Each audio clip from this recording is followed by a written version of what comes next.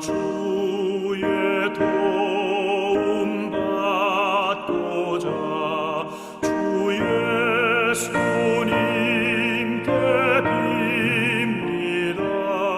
구원 허락하시사 날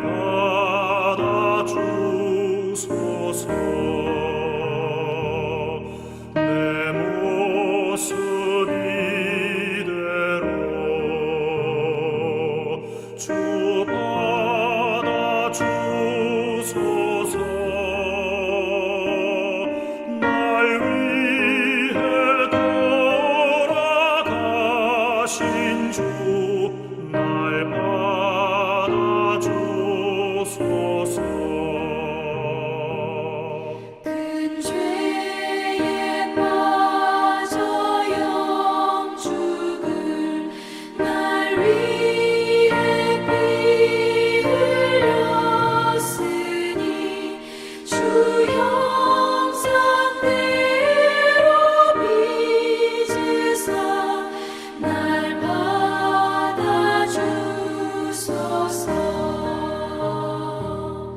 내 모습 이대로 주 받아주소서.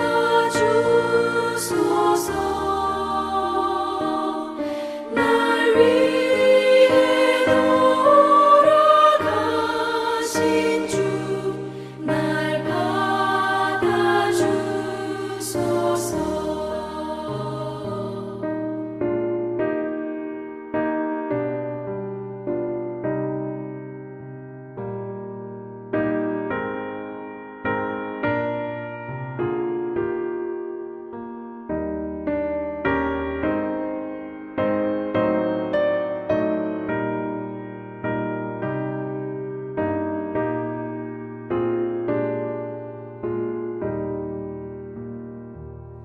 내 힘과 결심 약하여 늘 깨어지기 쉬우니 주 이름으로 구원해 날 받아주소서.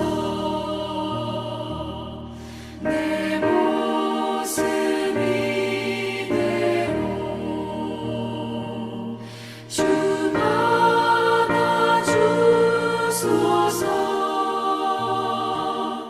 날 위해 돌아가신 주 날 받아주소서. 내 주님 서신 발 앞에 나 꿇어 엎드렸으니 그 크신 역사 이루게 날 받아주소서. 내 모습 이대로 주 받아주소서.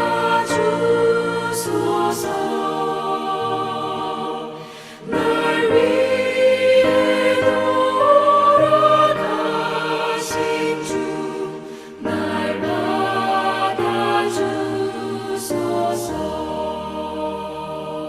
받아주소서. 아멘.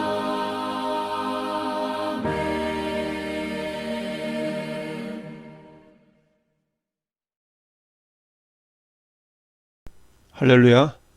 우리가 오늘 수예배를 통하여서 은혜 받을 말씀은 다니엘서 9장 1절부터 4절을 중심으로 응답받는 기도라는 제목으로 말씀의 은혜를 나누기를 원합니다. 우리는 지난 주일에 기도는 하나님의 역사를 이루는 열쇠라는 제목으로 다니엘은 생명의 위협을 무릅쓰고 대적들이 자신의 목숨을 노린다는 사실을 알고 있음에도 불구하고 기도를 멈추지 않는 충성됨을 하나님께 보여드렸습니다. 결국 새로운 법령까지 만들어서 다니엘을 올무에 빠뜨려 사자굴에 던져넣는 데까지 성공한 대적들은 회심의 미소를 지으며 그날 밤을 지냈던 것입니다. 그러나 하나님은 이 모든 광경을 지켜보셨고 사자 입을 봉하시고 사자를 순한 양처럼 잠잠케 하시는 역사를 이루심으로 다니엘의 기도가 헛되지 않았음을 증명하였습니다. 다리오 왕은 뒤늦게 다니엘을 구해보려고 애를 썼지만 결국 자신의 도장으로 인을 친 법령 때문에 충신 한 사람을 잃어버리고 간신들이 득세하는 상황을 맞이할 수밖에 없었습니다. 마침내 하나님의 역사하심으로 다니엘은 사자굴에서 머리털 하나 상하지 않은 채 끌어올려졌고 오히려 다니엘을 참수했던 대적들은 처자들과 함께 온 가족이 사자굴에 던져지는 심판을 받게 되었습니다. 다니엘 앞에서는 순한 양 같은 사자들이 이들을 향해서는 이들이 굴 바닥에 닿기도 전에 그들을 움켜서 뼈까지 부스러뜨려 죽임을 당하고 말았습니다. 마태복음 5장 10절은 이렇게 말씀합니다. 의를 위하여 박해를 받는 자는 복이 있나니 천국이 그들의 것임이라. 나로 말미암아 너희를 욕하고 박해하고 거짓으로 너희를 거슬러 모든 악한 말을 할 때에는 너희에게 복이 있나니 기뻐하고 즐거워하라. 하늘에서 너희의 상이 큼이라. 너희 전에 있었던 선지자들도 이와 같이 박해하였느니라. 이처럼 기도의 사람 다니엘은 포로로 끌려온 66년 동안 하루 3번씩 예루살렘을 향하여 드리던 기도를 위험에 있으면서도 변경시키거나 타협하지 않고 하나님만을 바라보는 신앙으로 승리하였던 것입니다. 다니엘 9장은 다니엘이 드린 기도의 내용을 서술하고 있으며 또한 가브리엘 천사를 통해서 응답하는 장면이 기록되어 있습니다. 그렇다면 다니엘은 어떤 기도를 어떻게 드려서 하나님께서 응답하셨는가를 살펴보고 우리 왕성의 모든 성도도 기도의 능력을 경험하는 복된 삶이 되시기를 축복합니다. 다니엘은 여러 차례 하나님으로부터 직접적인 묵시를 여러 차례 받은 바 있습니다. 그런데 다니엘은 자기 조상들의 바벨론 포로에 대한 기간은 예리미야서를 통하여 비로소 깨닫게 되었다는 것입니다. 바벨론의 포로로 끌려온 주전 605년경부터 바벨론이 멸망한 주전 539년까지 약 66년의 세월 동안 다니엘은 바벨론 제국에서도 총리 역할을 잘 감당해낸 자였습니다. 다니엘은 하루 3번씩 기도할 정도로 기도의 사람이었던 것을 우리는 알 수 있습니다. 하나님은 기도하는 사람과 함께 하십니다. 기도를 통하여 역사를 이루십니다.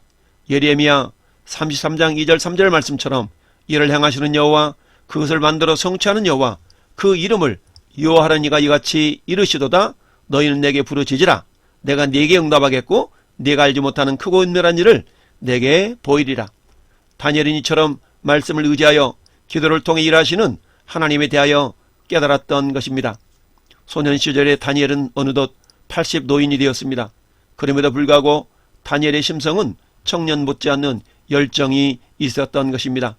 우리는 마치 가나안 땅을 정복하고 85세의 나이에도 불구하고 신앙의 열정과 용기 백배하였던 갈렙의 모습을 떠올릴 수가 있습니다. 여호수아 14장 7절 말씀에 내 나이 40세에 여호와의 종 모세가 가데스 바네아에서 나를 보내어 이 땅을 정탐하게 하였으므로 내가 성실한 마음으로 그에게 보고하였고 나와 함께 올라갔던 내 형제들은 백성의 간담을 높게 하였으나 나는 내 하나님 여호와께 충성하였으므로 그날에 모세가 맹세하여 이르되 내가 내 하나님 여호와께 충성하였은즉 내 발로 밟는 땅은 영원히 너와 내 자손의 기업이 되리라 하였나이다. 이제 보소서 여호와께서 이 말씀을 모세에게 이르신 때로부터 이스라엘이 광야에서 방황한 이 45년 동안 여호와께서 말씀하신 대로 나를 생존하게 하셨나이다. 오늘 내가 85세로 돼 모세가 나를 보내던 날과 같이 오늘도 내가 여전히 강건하니 내 힘이 그때나 지금이나 같아서 싸움이나 출입에 감당할 수 있사오니 그날의 여호와께서 말씀하신 이 산지를 지금 내게 주소서라고 말씀합니다. 갈렙은 이처럼 하나님께서 모세에게 하셨던 약속을 붙들고 기도하였던 것이지요. 구하였던 것이죠. 그 결과로 갈렙은 얻었고 그 성을 점령하여 자기의 기업을 삼을 수가 있었습니다.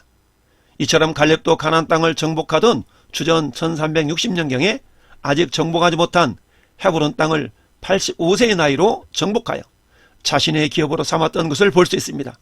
그런데 이 용기는 어디서 온 것일까요? 그것은 하나님께서 모세를 통해 하셨던 약속을 믿었기 때문입니다. 이처럼 기도는 하나님의 약속을 붙잡고 하는 것입니다. 그 약속이 이루어질 것을 믿고 기도할 때에 하나님의 주파수와 기도하는 자의 주파수가 맞아서 역사를 이루는 것입니다. 본문 9장의 시대적인 배경을 1절, 2절에 기록하고 있습니다. 1절에 메대 족속 아수에로 아들 다리오가 갈대아 나라 왕으로 세움을 받던 첫 해에라고 말씀합니다. 이는 다니엘 5장 31절에서 바벨론의 마지막 왕인 벨사살이 죽임을 당하고 메대 사람 다리오가 나라를 얻은 그 해입니다. 다니엘은 이제 제국이 바벨론에서 메데바사, 즉 페르시아로 바뀌는 상황 속에서 하나님의 뜻을 발견한 것입니다. 그것은 성경을 통해서 깨달은 것이지요. 그 성경은 바로 예레미야서입니다. 예레미야서 29장 10절에 여호와께서 이와 같이 말씀하시니라. 바벨론에서 70년이 차면 내가 너희를 돌보고 나의 선한 말을 너희에게 성취하여 너희를 이곳으로 돌아오게 하리라 라는 말씀입니다. 예레미야 선지자는 요시야 왕이 다스린 지 13년부터 남유다의 마지막 왕인 시드기야가 바벨론 포로로 사로잡혀가던 통치 마지막 11년 말까지 하나님께 부름을 받고 쓰임받은 선지자입니다. 예레미야 50장 18절에도 이렇게 말씀합니다. 그러므로 만군의 여호와 이스라엘 하나님이 이와 같이 말하노라. 보라, 내가 아수르 왕을 벌한 것 같이 바벨론 왕과 그 땅을 벌하고 이스라엘을 다시 그의 목장으로 돌아오게 하리라 라고 말씀합니다. 다니엘은 이러한 예레미야를 통해서 하신 말씀을 깨달은 것입니다. 그것은 하나님께서 북이스라엘을 멸망시킨 아수르를 바벨론을 통하여서 또한 멸망을 시키셨는데 이제는 그 바벨론을 또다시 멸망시킨 후에 이스라엘을 다시 그 목장 즉 예루살렘으로 돌아가게 하실 것이라는 말씀을 깨달은 것입니다.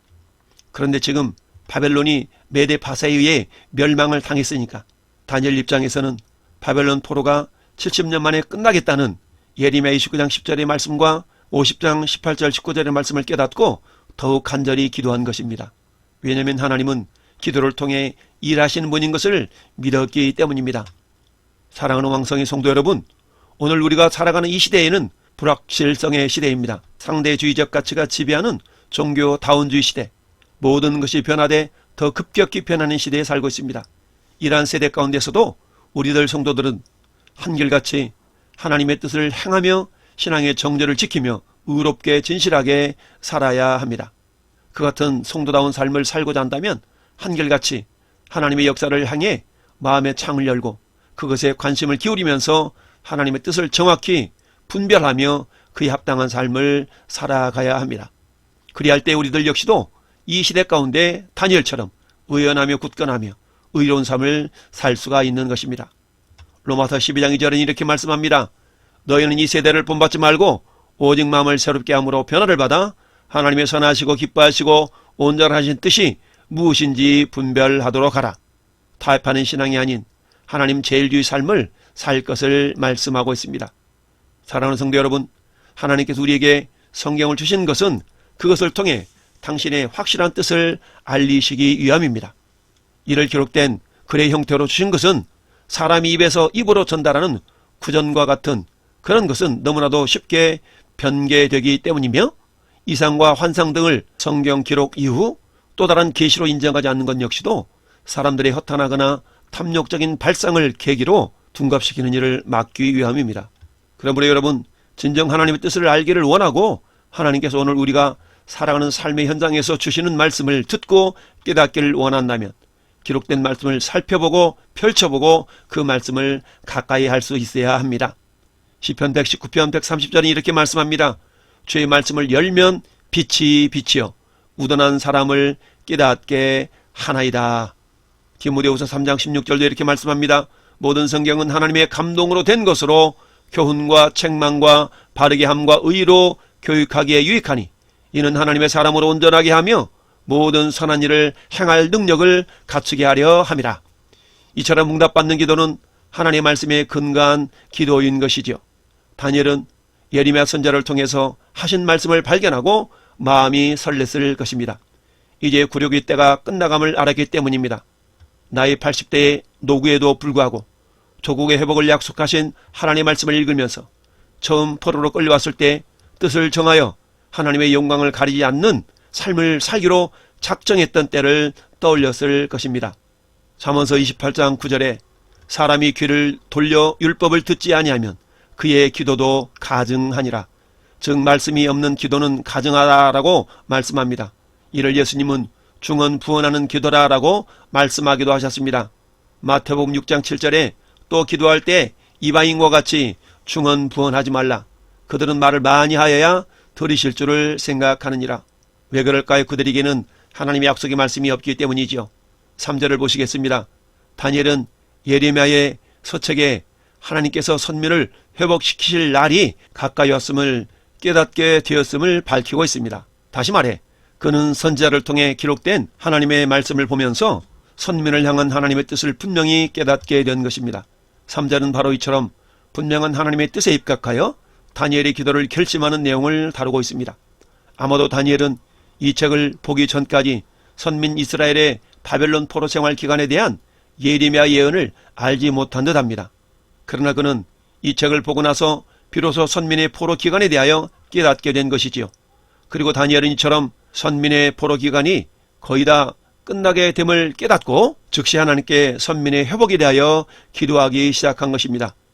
다리오 원년은 선민이 처음 포로된 때로부터 70여 년이 거의 다 된 때입니다. 그러므로 다니엘은 하나님의 말씀 곧 하나님의 약속의 근거에서 선민의 회복을 위하여 하나님께 기도한 것입니다. 다니엘의 삶의 가장 두드러진 특징은 철저하게 하나님의 말씀을 쫓아 살았다는 것입니다. 그렇기에 그는 기도할 때에도 철저하게 말씀의 근거에서 기도했습니다. 그는 예레미야 편지를 읽기 전에도 선민 이스라엘을 위하여 기도하였겠지만 예레미야 편지를 읽은 후에는 선민의 회복의 때가 임박하였음을 알고 아주 구체적으로 선민의 회복을 위하여 기도한 것입니다. 사랑하는 성도 여러분, 우리 성도들의 기도도 이와 같아야겠습니다. 우리는 하나님의 말씀의 근거에서 약속의 의지에서 기도해야 합니다. 그래야 온전하고 신속한 응답을 체험할 수 있습니다. 다니엘이 말씀의 근거에서 기도하기 시작할 때에 사실상 하나님은 응답을 준비하셨던 것입니다. 오늘 9장 23절 말씀에 내가 기도를 시작할 즈음에 명령이 내렸으므로 이제 내게 알리러 왔노라. 너는 크게 은총을 입은 자라. 그런즉 너는 이 일을 생각하고 그 환상을 깨달을지니라. 실로 우리가 기도응답을 받기를 원한다면 먼저 말씀으로 무장을 해야 합니다. 그런데 실상 우리가 올리는 기도를 돌아보면 종종 말씀이 아닌 우리의 세속적인 영달과 편리를 위한 필요, 우리의 욕심을 채우려는 바탕에서 올려지는 것이 많습니다. 이러한 기도는 결국 정욕을 위한 것으로 응답이 될 수가 없지요. 하나님은 업신여김을 받지 않으시며 우리의 중심을 보시는 분이십니다.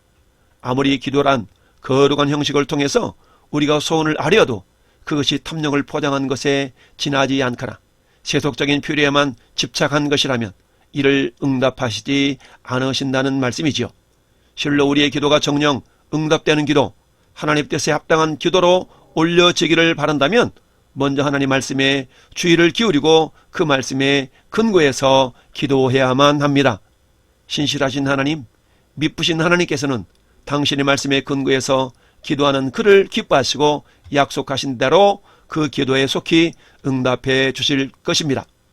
요한복음 15장 7절에 너희가 내 안에 거하고 내 말이 너희 안에 거하면 무엇이든지 원하는 대로 구하라. 그리하면 이루리라. 또한 요한일서 5장 14절에도 그를 향하여 우리가 가진 바 담대함이 이것이니 그의 뜻대로 무엇을 구하면 들으심이라. 우리가 무엇이든지 구하는 바를 들으시는 줄을 안즉 우리가 그에게 구한 그것을 또한 얻은 줄을 아느니라 라고 사도 요한이 고백하고 있습니다. 다니엘은 자신이 바벨론 포로의 당사자여 최초의 포로였다는 점에서 하나님께서 정하신 선민의 포로 기간이 거의 찼다는 것을 알았습니다. 다니엘이 포로로 끌려온 것이 여호야김 왕 3년 때 즉 주전 605년이었습니다. 그리고 다리오 원년이 주전 539년입니다. 따라서 다니엘이 예레미야의 글을 본 것은 선민의 바벨론 포로 기간 66년 내지는 67년 정도가 된 때입니다. 즉 선민에 대한 하나님의 징계의 기간이 이제 막바지에 이른 때인 것이죠. 바로 그러한 때에 다니엘은 하나님께 선민의 회복을 위하여 기도한 것입니다. 그런데 다니엘이 이렇게 하나님께서 선민의 포로 기간을 70년으로 정하신 사실을 알고도 굳이 기도한 것은 한편으로는 납득이 잘 되지 않는 일이기도 합니다. 여러분, 하나님께서 정하셨다면 그 일이 당연히 이루어지지 않겠습니까? 하나님은 그 뜻을 변개하시지 않는 분이시기 때문에 한번 작정하신 일에 대해서는 반드시 이루십니다. 그러므로 하나님께서 선민 이스라엘의 포로 기간을 70년으로 정하신 사실을 알았다면 굳이 기도할 필요가 없었겠지요. 그러나 이는 한편으로는 맞는 말이기도 하지만 한편으로는 틀린 말이기도 합니다. 하나님께서 정하신 일은 그 정한 때에 반드시 이루어집니다. 그러나 한 가지 예외가 있습니다. 그것은 우리의 성도들을 향하신 하나님의 설하신 뜻은 반드시 성도들의 기도를 통하여 이루어진다는 사실입니다. 하나님은 홀로 모든 일을 이루실 수 있지만 성도들이 당신의 일에 동참하는 것을 기뻐하십니다. 이처럼 성도가 하나님의 일에 동참하는 가장 근본적인 방법이 바로 기도인 것입니다. 하나님께서 어떠한 일을 행하실 때에 그 뜻을 당신의 백성들에게 알리고 이를 위해 성도들이 기도할 때에 하나님께서는 그 약속대로 성도들이 기도하는 바대로 당신의 뜻을 이루시는 것입니다. 성도들이 하나님께 기도해야 하는 이유가 여기에 있는 것이죠. 이에 대해서 에스겔서에서도 잘 설명하고 있습니다. 에스겔서 36장 36절에 너희 사방에 남은 이방 사람이 나 여호와가 무너진 곳을 건축하며 황폐한 자리에 심은 줄을 알리라. 나 여호와가 말하였으니 이루리라. 주 여호와께서 이같이 말씀하셨느니라. 그래도 이스라엘 족속이 이같이 자기들에게 이루어 주기를 내게 구하여야 할지라 라고 말씀합니다. 즉 하나님께서 회복을 말씀하셨다 할지라도 이스라엘이 이를 하나님께 구하야만 그것이 이루어진다는 것입니다.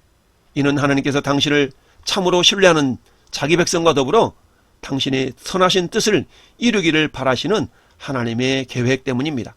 하나님께서 이처럼 우리의 기도를 통해서 당신의 뜻을 이루시는 것은 우리들 성도들로 하여금 당신의 영광스러운 역사에 동역하도록 하기 위함입니다.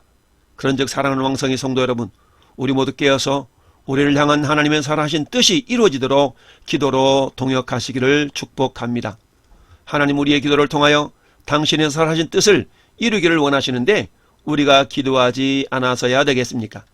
우리는 성경을 통하여 우리를 향하신 하나님의 선하신 뜻을 발견하기에 힘쓸 뿐 아니라 하나님의 선하신 뜻이 이루어지도록 하나님께 기도하기를 쉬지 않기를 바랍니다. 히브리서 4장 16절 말씀처럼 그러므로 우리는 긍휼을 하심을 받고 때를 따라 돕는 은혜를 얻기 위하여 은혜 보좌 앞에 담대히 나아갈 것이니라. 하나님의 돕는 은혜가 필요하지 않는 순간이 없지요. 따라서는 매 순간순간마다 주님의 보좌와 내 마음의 중심이 연결되어 있어야 하겠습니다. 다니엘은 포로기 어린 시절부터 노년에 이르기까지 한결같이 하나님께 기도하는 기도의 사람이었던 것을 우리는 6장 10절 말씀을 통해서 확인해 보았습니다. 그러나 다니엘은 지금 그가 서 있는 시점, 즉 말씀을 깨달아 알게 된 시점이 선민의 구원과 관련해 매우 중요한 시점이라는 사실을 깨닫게 된 것입니다. 그래서 그만큼 간절한 기도, 특별한 기도를 올려야 함을 알았던 것입니다. 그래서 다니엘은 본문에서 보듯이 금식하며 베옷을 입고 죄를 뒤집어 쓰고 주 하나님께 기도하며 간구하기를 결심했던 것이죠.